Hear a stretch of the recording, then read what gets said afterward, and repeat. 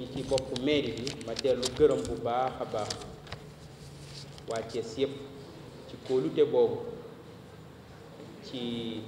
yaakaar jooju te ñu xam ni lu rëy a rëy la ci ñun kon ñi ngi ci gërëm waa Thiès yëpp te di wax waa Thiès lépp lu ñu man walla ñu xam ko dinañu ko def ngir suñu dëkk bi jëm ci kanam waxtaanu tey wi dafa am objet tubaab di wax ko tax a jóg li ko tax a jóg mooy bi ñu dénkee dëkk bi ñu ñëwee ak léegi ñu ngi toll ci ñetti weer ndaxte ñi ngi ñu installé préfet ñu ngi ñu installé le 11 février 2022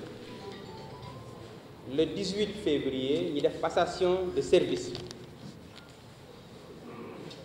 boobu ba léegi ñu ngi ci liggéey bi ñu tàmbalee liggéey boobu ñu fekk fi ay jafe-jafe yu bari ci dëkk bi dinaa ñëwaat ci objet conférence de presse yu état des lieux mais bi ñu ñëwee li ñu jëkk attaqué mooy le cadre de vie ndax dañu seetlu ni Thiès naam turu ville la yor waaye Thiès est tout sauf une ville bu Thiès des villes deuxième ville du pays capitale régionale am aéroport autoroute bi jaar ci wetam am université mais dëkk bi ci boppam nuruwul ak ville ñu ni cadre de vie boobu mooy suñu premier objectif ndax mooy mission primaire d'une collectivité locale ñu fekk dëkk bi tilim acte bi ma jëkk a def bi ma ñëwee maire ñi ma jëkk a seeti mooy waa UCG waxtaan ak ñoom ni leen mën naa accepter lu ne ci dëkk bi sauf dëkk bi nag moom dafa tilim daf ko yitte bu baax a baax action bi ñu jëkk a lancé mooy opération de nettoiement et de désencombrement opération bu xawoon na diis trop ci wàllu la ca waroon a dem ci ay moyens mais yàlla dimbali nañu réussir nañ ko ak ay partenaires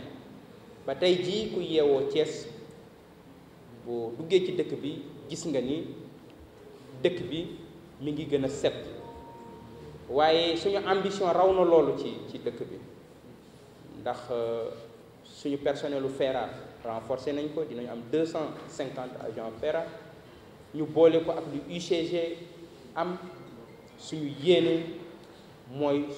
ci kaw tali bi dutul amati sax suuf waxuma la ak leneen Thiès ville propre ñu commandé une centaine de bacs à ordures ndax bi ñu ñëwee dëkk bu mel ni Thiès ñu ne amul poubelle ñu bokk programme boobu ak UCG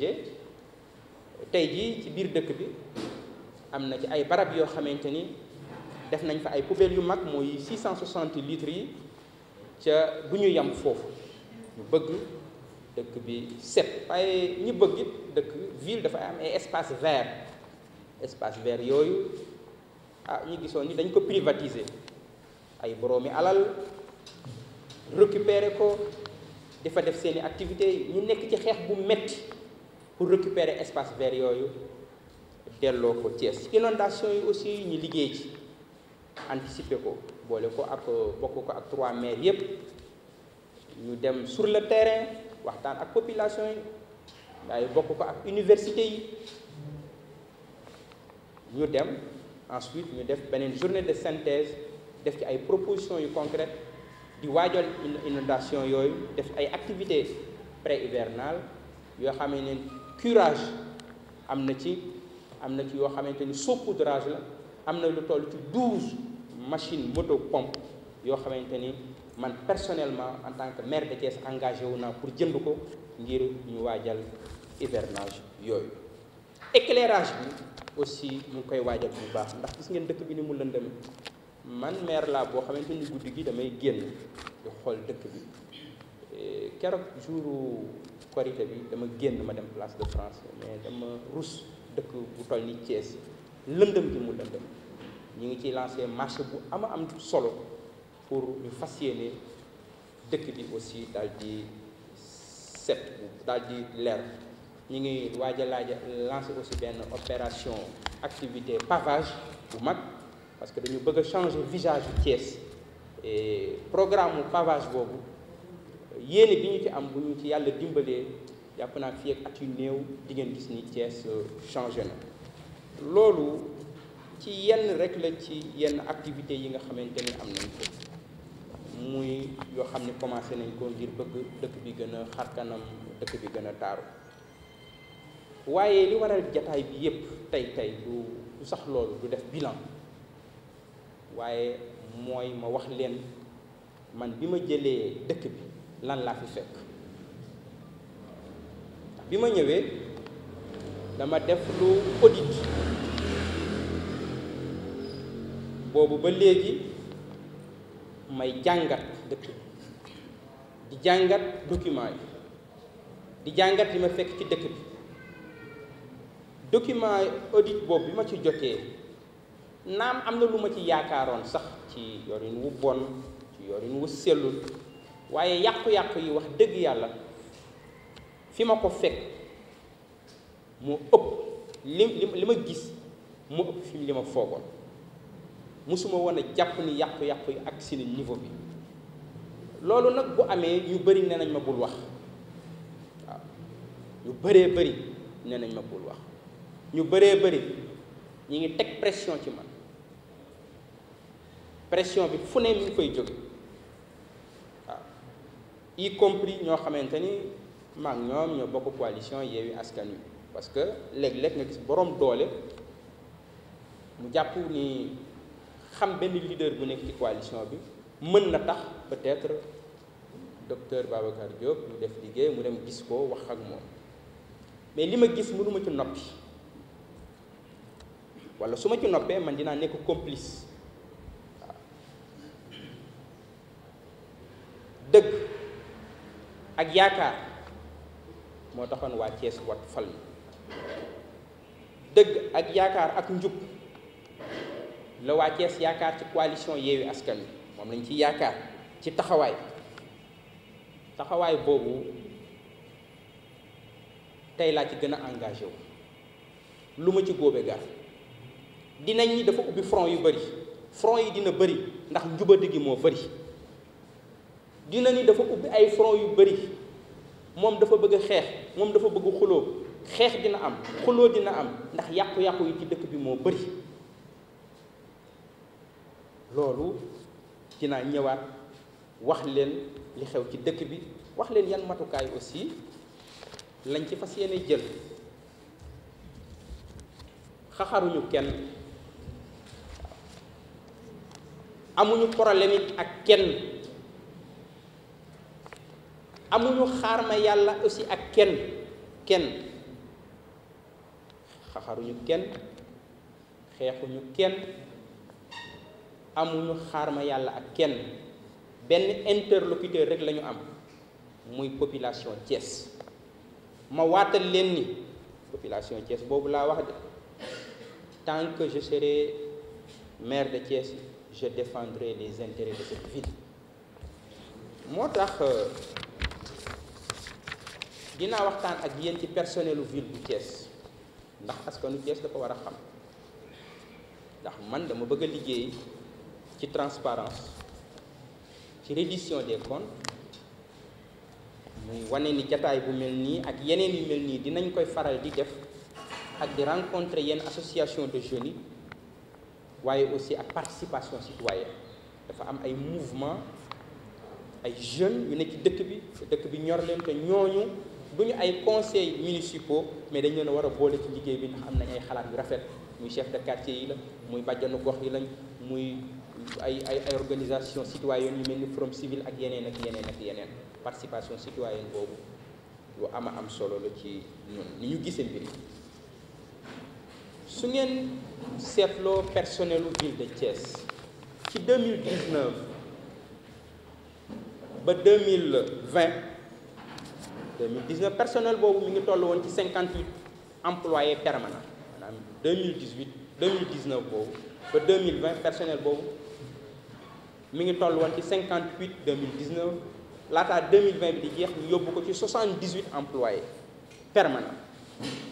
avec benn masse salariale qui tourne autour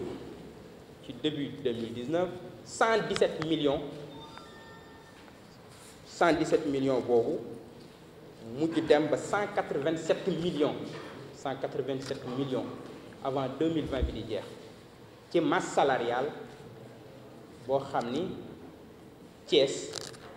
dina leen ko fay ci 2020 ak 2021 mu jóge ci 78 employés permanents ci 31 décembre donc 2021 mu dem ci 116 employés permanents 116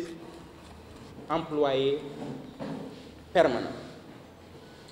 masse salariale bi jóge ci 187 millions dem ci 230 939 777 francs maanaam 230 millions yoo xam ni Thiès da koy fay ci ay salaire li tax may taxaw ci loolu mooy personnel boobu ay contrat durée indéterminée lañ leen defal lu matul ñaari at daanaka dañ ko doubler mais biñ leen di jël li ci ëpp teguwul woon ci soxla si dëkk bi ci besoin dëkk bi waaw soxla wu ci woon tey jii rapport yëpp wane na ni ñi saytu mairie bi yëpp wane na ni li xoj dëkk bi li xoj Thiès mooy masse salariale boobu 230 millions yoo xam ni dañu koy génne di ko fay ay salaire mu diis trop ci Thiès diis trop ci mairie bi ca xoj bu baax a baax mairie bi ca li ëpp ci personnel boobu ñi ngi fa mais liggéey bi li koy doxal dëgg-dëgg soo ko jëlee génnul lu mat 20 personnes waaw ça veut dire quoi de manière plus concrète des gens payés à ne rien faire loolu li ko waral mooy municipalité ci Sénégal mairie ci Sénégal tradition bi mooy clientélisme politique casé moo ko indi loolu ba tey jii ñi nga recevoir ñëpp wala rapport yi mooy le personnel au niveau de la mairie de ville de Thiès am na ay contrat yu ma ci fekkoon contrat yi moom c'est plus simple décision yi ma ci jël mooy du ma renouveler benn contrat depuis bi ma ñëwee ak léegi loolu pour que mairie bi mën a souffler ndax mairie bi mënul di liggéey rek pour ngir fay ay salaire suñu jëlee ci wàllu koom gestion financière suñu xoolee recettes yi nga xamante ni prévoir woon nañ ko ci 2021 bi levé ko mi ngi woo toll woon ci 3 milliards 33 millions 3 milliards yoo xamante ni 33 millions 499 561 francs Thiès mujjul encaissé lu dul 990 millions 739 643 francs muy un taux de recouvrement qui tourne autour de 32%. loolu mandarga la ci néew doole bu mairie Thiès néew doole ndax bu ñu nee suñu budget mi ngi toll ci 1,8 milliard waaye xam ngeen ni dëkk bu toll ni Thiès deuxième ville du Sénégal capitale bu toll ni Thiès ñi ni budget mi ngi toll ci 1,8 milliard loolu honoré wuñu 1,8 milliard taux de recouvrement qui tourne autour de 32%. muy un manque à encaisser qui tourne autour de 2 milliards 42 759 918 francs CFA. ca loolu mën na gën a métti li tax mu gën a mën a métti surtout l'année prochaine mooy gouvernement bi dafa am benn fonds bu muy wax le fonds PACASEN muy dimbali Thiès dimbali maire yi fonds boobu dañ ko nar a perdre l'année prochaine lu mu néew 250 millions la lu tax ñu nar ko perdre mooy le budget dañ ko war a voter avant le 31 décembre équipe bi fi nekkoon voté wul woon le budget bi la ñu jël budget boobu pour voter ko bu ñu ñëwee lañ koy doog a voter ca fonds PACASEN boobu boo voté wul budget bi da nga koy ñàkk ñu ngi def ay pexe ñu waxtaan ku ñu xam ku mu ci mën a jàpp nga jàpp ci waaye lu toll ci 250 millions Thiès nar na ko perdre ci budget l'année prochaine ku ñu ci mën a jàppale rek nga jàppale ñu bépp doomu Thiès it fu mu mën ci nekk mu mën ñi ci jàppale lu tax ni 250 millions Thiès soxla na ko ndax am na fu mu mën a dem ci biir dëkk bi suñu jëlee bor yi ci dëkk bi bor yi mairie bi mi ngi toll ci 783 millions 642 914 francs 700 millions de bor ci mairie boo xam ni sa budget 1 milliard et quelque ci ay bor yooyu ñetti catégorie am na ci lu ñuy wax des dettes déjà visées par le receveur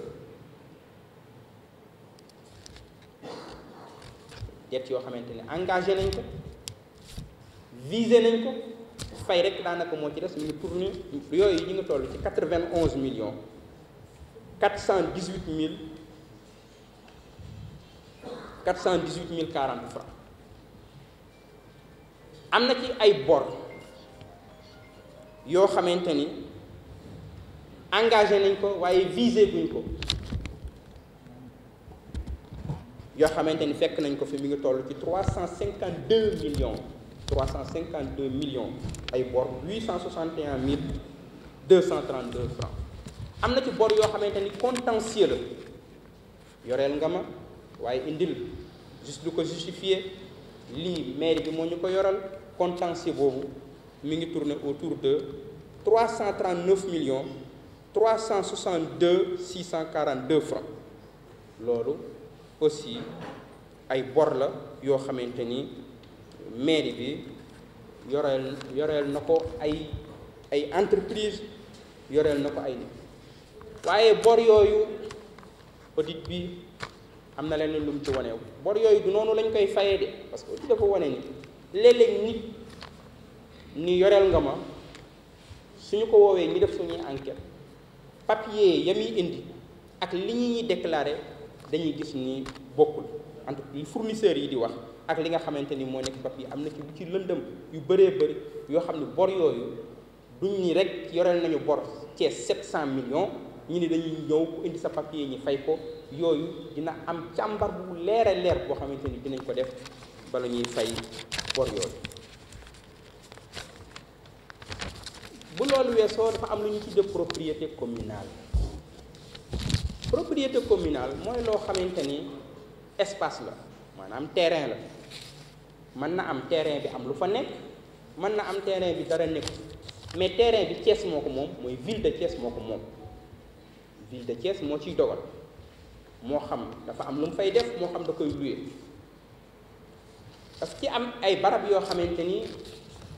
Thiès daf ko louer ñooñu di fay ñooñu ñi ngi dugal ci dëkk bi at mu jot 13 975 000 francs dinañ ko dugal ci dëkk bi propriété communale boo xam ni Thiès moo ko moom ville de Thiès di ko louer ñi ngi dugal ci dëkk bi lu toll ci 13 975 000 francs mais 13 millions yooyu sarax la sarax et je vais être très clair sarax la ñuy jox Thiès ci 13 millions dafa am benn décret bu président de la République signé muy le décret numéro 2010-400 du 23 mars 2010 bu fixé am na ay espace yoo xamante ni ci Thiès ku fay louer ñaata nga war a fay le mètre carré ñi ngi war a fay le mètre carré 40 000 francs le mètre carré par an 40 000 francs le mètre carré par an dinaa ci ñëwaat propriété communale bi mi ngi dugal 13 975 000 francs CFA par an alors que bu fekkoon ñooñu fay nañ li ñu war a fay Thiès dëgg ñu toppatoo mbir moomu la ñu war a fay ñu war ko fay Thiès lu mu néew Thiès waroon na cee gagné 426 520 000 francs 400 millions xool leen 13 millions ba 400 millions ci ay boroomi alal ay sociétés yoo xamante ne ay milliards la ñuy def chiffre d'affaires la ñu ko loué ñu toog ci barab yoon dinaa leen ci jukkil yenn bi ci jiitu mooy Sonatel parce que damay wax ak yéen lu leer da ngeen a war a xam seen dëkk bi fan la toll seen alal fan la toll yan loxo ngeen ko teg ñi ngeen ko teg ci seen loxo ñan lañ ko luye ñiñ ko luye ñaata la ñuy indi ci dëkk bi moo tax ma ciy wax nee naa nag pression bi bëri na ñu bëri ñaañ ma bul wax ci lii ñii ay borom yu doole fii mais kenn mënuma tee wax ku dul suñu yàlla suñu borom lu ma ci góobe gar Thiès jaral na ma ko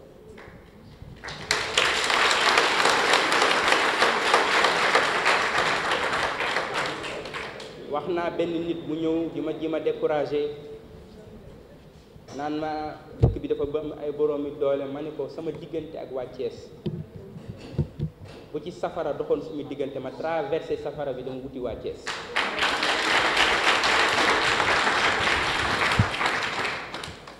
Sonatel dafa loué 1000 mètres carrés dañ ko loué 1000 mètres carrés Orange di fay 6 000 francs le mètre carré par an soit 500 francs le mètre carré par an par mois soit 500 francs le mètre carré par mois jaaykatu jën bi sax boo ko loué woon dina la fay lu ëpp loolu Sonatel moomu di dugal di fay Thiès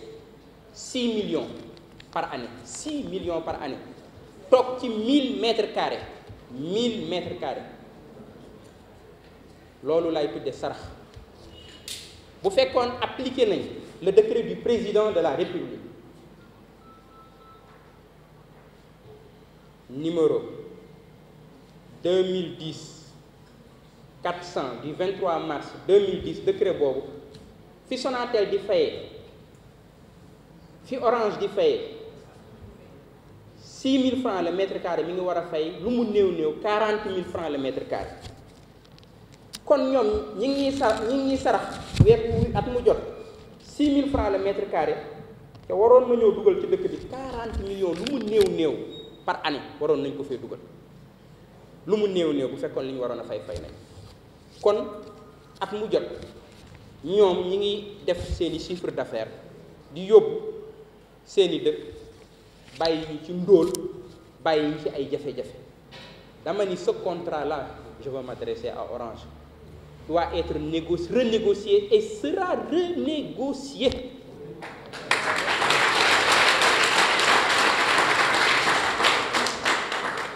ñun kenn duñu fekk suñu dëkk au cœur de Thiès au cœur de la ville nga occupé 1000 mètres carrés di ñu sarax at mu jot sarax laa wax at mu jot 6 millions francs ca pendant ce temps jamono bu ne accident am ci yoon wi ndax yoon wu bon xale waroon a jàngi oto mbëkk ko ndax booba traçage bu baax sax amu fa dëkk bi lëndëm këris agression am fi. Je veux parler à la Sonatel, ce contrat doit être renégocié et ce contrat sera renégocié. Je veux être très clair sur cette question.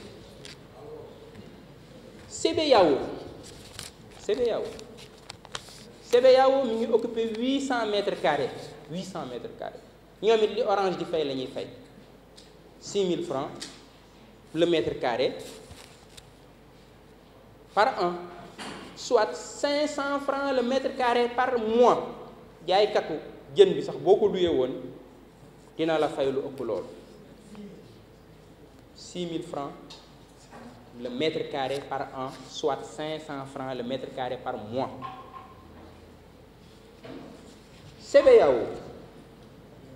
mi ngi fay Thiès mairie Thiès lu mu néew at bu jot 4 millions 800 la fiy dugal,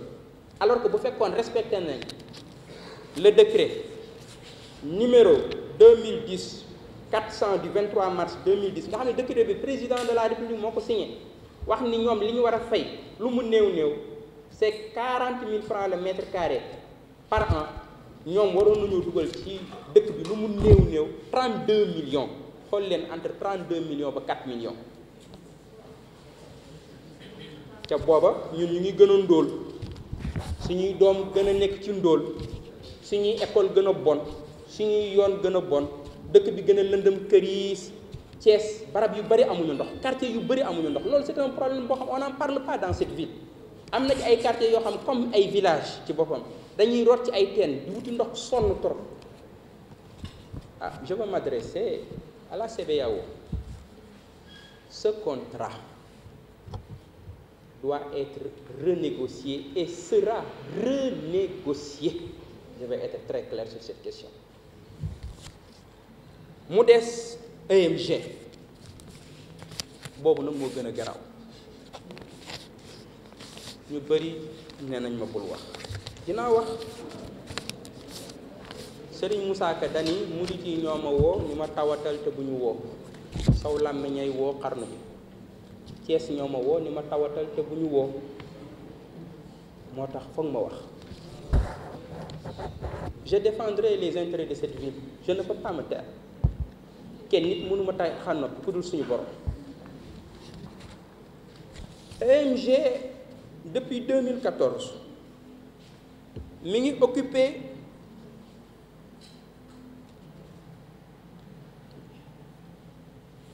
1435 mètres carrés 1435 mètres carrés Mbaye Gueye EMG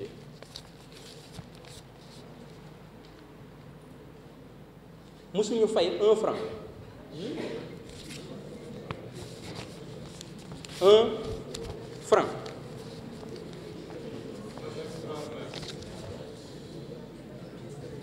bind naa ko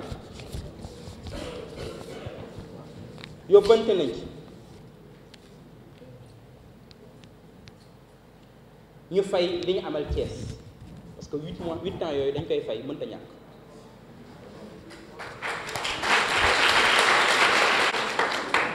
wax naa leen bañuma ñoom ñu continuer fa ak projet bu ñu fa mën a am mais bala ñuy wax dara bor bi ñu am 8 ans yi dañ koy fay lu mu néew at mu jot 1435 mètres carrés yi li Orange di fay baaxul de mais bu fekkoon dañ ko appliqué ci barème mu Orange bi waroon nañoo dugal lu mu néew 8,610,000 par an waroon nañ ko fi dugal. envoyé nañ leen nag par voie huissier wax leen bor bi ñu amal Thiès mu toll ci 68,880,000 francs nañ ko fay suñ ko fayul dañuy jóg amul la ne. Je vais être clair sur cette question. Maqaama ñëw ci dëkk occupé 1435 mètres carrés di le cœur de la ville ca fayoo loolu nag barke yëggu fa yaakaar naa ci dëkk bi donc loolu bëgg naa ci leeral mu des yeneen benn bi mooy Mikelan ak coow man maa jël décision am yéene ni Mikelan fi mu ne foofu du place sax ñoon bi ñuy nekk xale foofu jardin moo fa newoon jet d'eau moo fa newoon dëkk dafa am ay barab yoo xam ne ñépp ñoo ko bokk war a nekk ay espace vert yoo xam ni ku amul xaalis it boo fa demee féexlu li ma gën a metti ci koor gi dama daan génn taxaw sama bureau ma gis mag ñi di dàq koor ñëw ba ci place bi foofu toog ci gris yi te foofu du xolu Thiès jardin bi nekkoon foofu dañ ko fa bëgg a delloo si ñoom Mikelan ñu signé woon benn contrat 1er janvier 2015 avec mairie de ville bu Thiès ñu renouveler leen ko ci 2019 bi contrat boobu war a dem ci 5 ans mais ci contrat bi dañu wax ni mën naa am rupture unilatérale ça veut dire ñaar ñi seq contrat bi mairie bi bu ko neexee génn ci contrat boobu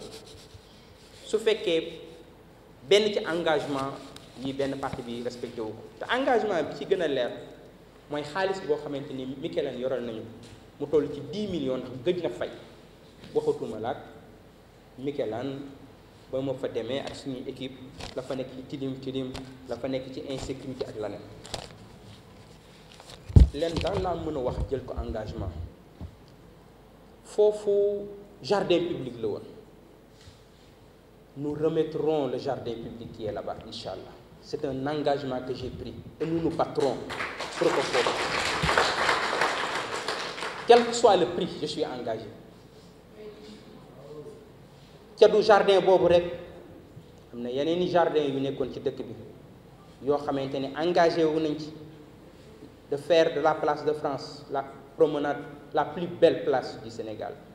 am nañ ay fondation yu ñu ciy liggéey ndax projet ville verte boobu di dëkk ab ville day am ay espace vert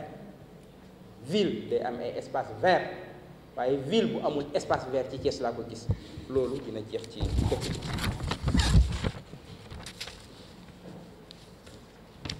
bi mu des yeneen mooy yi gën a garaaw